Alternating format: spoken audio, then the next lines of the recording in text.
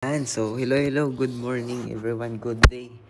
So, okay, nandito naman tayo sa another example about the simple stresses kasi may nagre-request yung iba, yung simplihan lang daw natin yung ating mga problem muna para kahit paano masundan nila yung ating problem about the simple stress. So, andito na, napagbigyan na natin sila, no?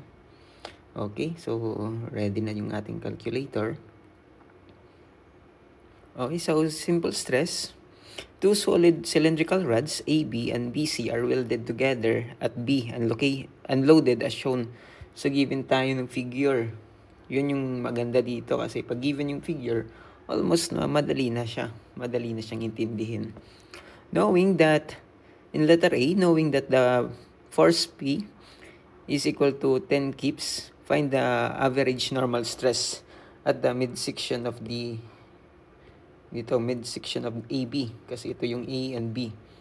And then determine the magnitude of the force P for which the tensile stress of the rod AB and BC are equal. Okay, so ganito yung ating pagsasolve dito sa atin. So our loadings is what we call that axial load. Kasi yun yung ating discussion before about the axial load. Kasi nag-act yung ating loadings axially. Okay? So, ganun yung ating loads. Okay, so for letter A muna tayo, no? Letter A. Hanapin muna natin daw yung average normal stress. So yung stress natin is force over the area. Yan. So, yung hinanap is the midsection. Ito yung A. Midsection, nandito. So, ibig sabihin, dito makakrack. So, basically, itong portion na yan, yung weight na yan is covered niya ito.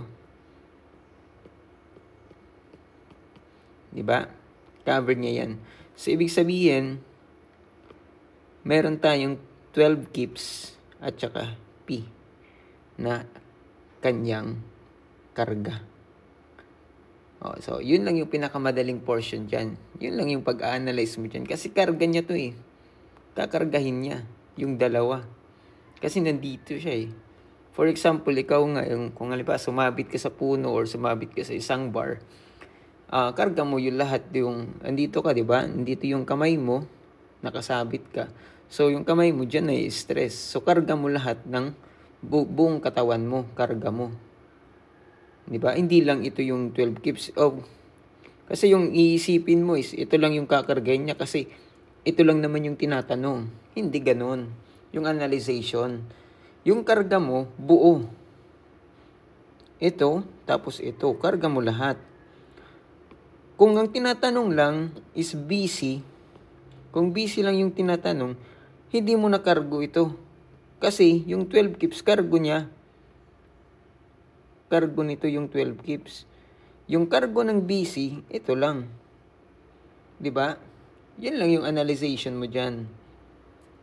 Okay, so napakadali Napakadali ng ating analyzation. So very basic pang bata. So ngayon we have the problem or the formula. Our force now is P plus 12 kasi P plus 12 kasi nga karga niya lahat. So yung ating area or diameter is 1.25 kasi the area is equal to pi over 4 d squared. So ito na yun. Okay, so solve natin. We have 10 plus 12, that is 22, and then pi over 4, 1.25 squared. Oops. 1.25 squared. Yun. That is 17.927. Unit is in PSI. That is PSI is equivalent to kips per inches squared. Okay? So, that's it. Our solution. Okay? How about for letter B? Napakadali. Very easy yung letter A na yan. Napakadali, pambata. Walang kakwenta-kwenta yung problem. Ay, sorry. Hindi, na-excite lang ako kasi siyempre magdali lang naman kasi talaga. Hindi yan lalabas. Pag ganito yung mga pamboard exam is malabo yan. Kasi sobrang dali. Sobrang dali ng analyzation. Okay, letter B. Delete muna natin yung ano ha. For letter B, solve muna natin yung ating itong stress sa AB. So, ito yung stress natin sa AB. So, dito pa rin sa AB na yan, cargo pa or sako pa din niya yung 12 plus P. Diba? Tapos, pagdating naman sa BC, ito na lang, yung cargo na lang niya is itong P. Okay? So, yun na lang yung ating isosolve ngayon. Since according to the criteria, rods AB and BC are equal. The stress daw at BC and AB are equal. So, ganun yung ating analyzation dyan. Solve natin. We have the stress at AB is equal to the stress at BC. So, equate natin yan. So, once na na-equate natin, we have X, sorry.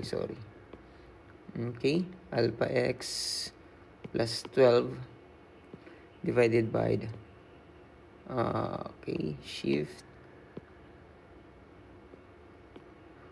4, 1.25 squared, tapos equal sign, then X pi over 4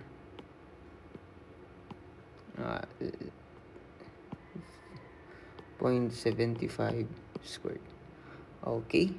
So, yung value natin ng answer. So, kung may calculator pa kayo na shift calc, ganun. Pero dito, nag-automatic na tayo. That is 6.75 keeps. That is our answer. Okay?